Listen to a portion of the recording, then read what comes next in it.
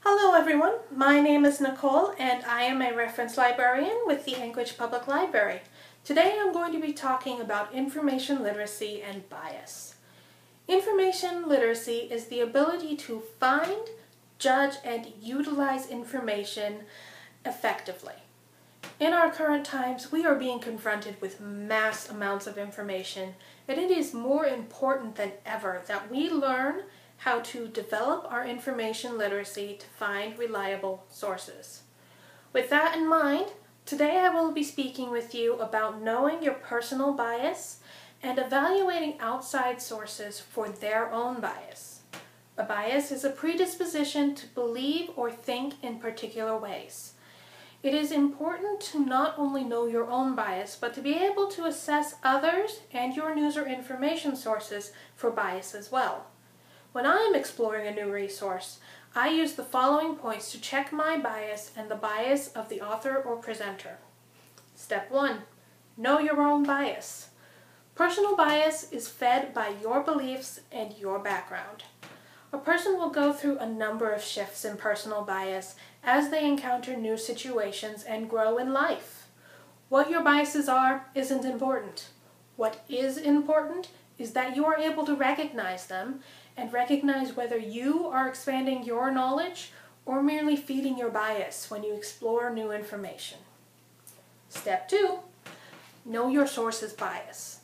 Everyone has a bias, including the sources we look to expand our own understanding. It is important when assessing a source to acknowledge the bias of the writer or presenter and the company or association they represent.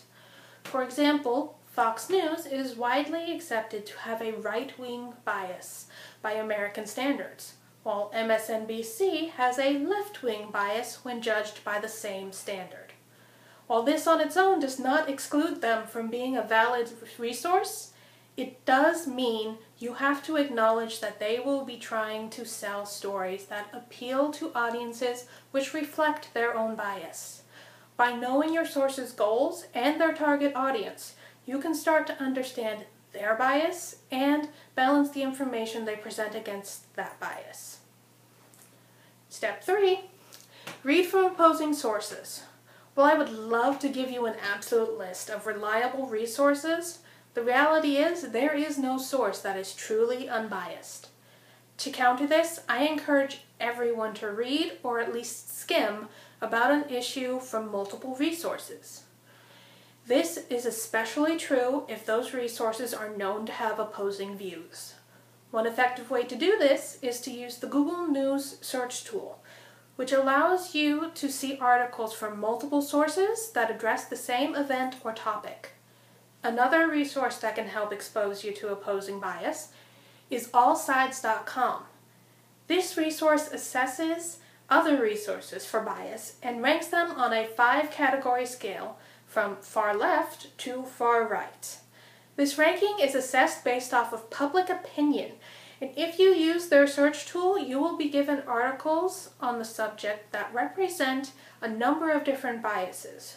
That bias will be displayed on an icon under the article title.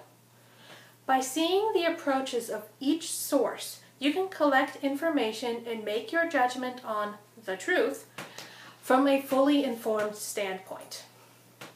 Finally, step 4, bias does not equal truth.